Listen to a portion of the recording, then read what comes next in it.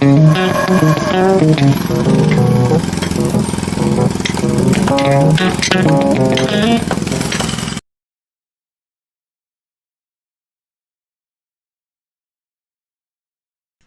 everybody, I am Lucas Stringer, and today I'm going to be teaching you how to use the Royal Typewriter. So this is the typewriter case, and mine's beaten up. It's beautiful though. There is a lock right here. I busted mine open because I couldn't find the key and I needed to use it. So I just used a screwdriver, busted that thing open. I would like to get it fixed though. Anyway, this is the typewriter case. This is the actual typewriter. It has a full row of keys. Numbers spanning from 2 to 0. It goes 2, 3, 4, 5, 6, 7, 8, 9, 0. There is no one key engineered into it. A lot of typewriters actually had that. You just use the lowercase L. And so how you use it is, so you take your paper.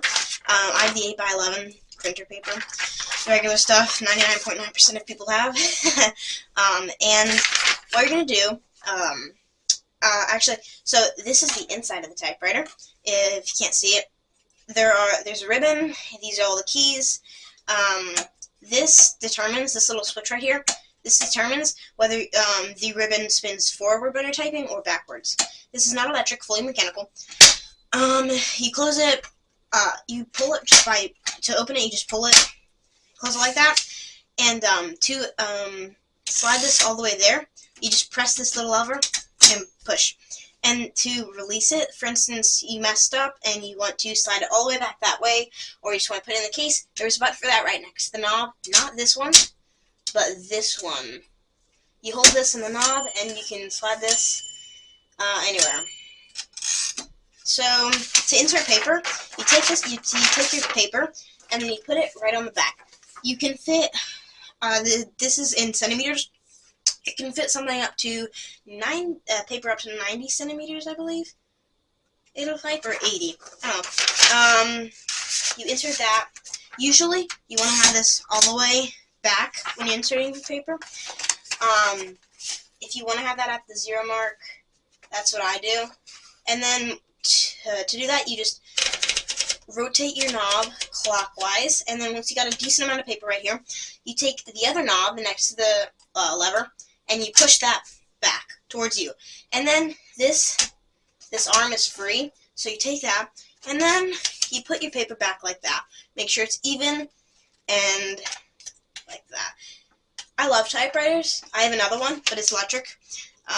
So yeah, once you have that, you can start typing. Now, you do need to have the ribbon. It has ink on it. You can just get it off Amazon. I'm surprised they still make it, but they do. So then you can type really anything.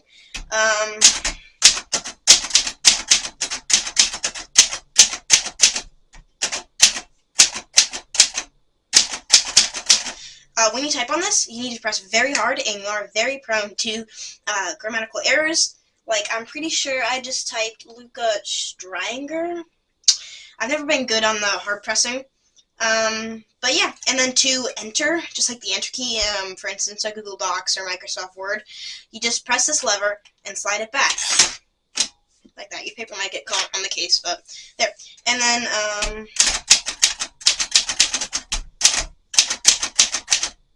see, I just typed X when I went to type C.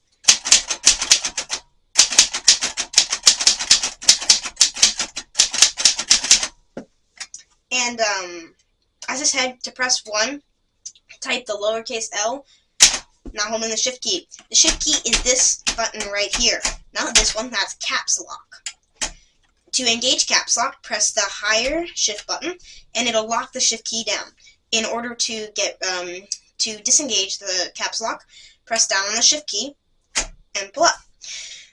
So yeah, the L is literally, it looks like a 1 and an L at the same time, kind of functional. And then 2, 3, and sometimes your keys, your levers will get jammed like that. That is perfectly okay. You just take this very gently and slide it back. And then hopefully they're okay. If they're not, then you want to do some, then you're going to want to oil it. You can use any oil. Don't use WD-40 on this. WD-40 is not great for parts for, like clocks. If you're working on clocks, mechanical clocks, never use WD-40 in that. And if you're working on any antiques, really, don't use WD-40 for that, because it gets rid of the original oil and it strips it of its natural oil for the metal. So if they get stuck, just use really any oil. And then, yeah, you have the you have a lot of signs on here on a modern keyboard.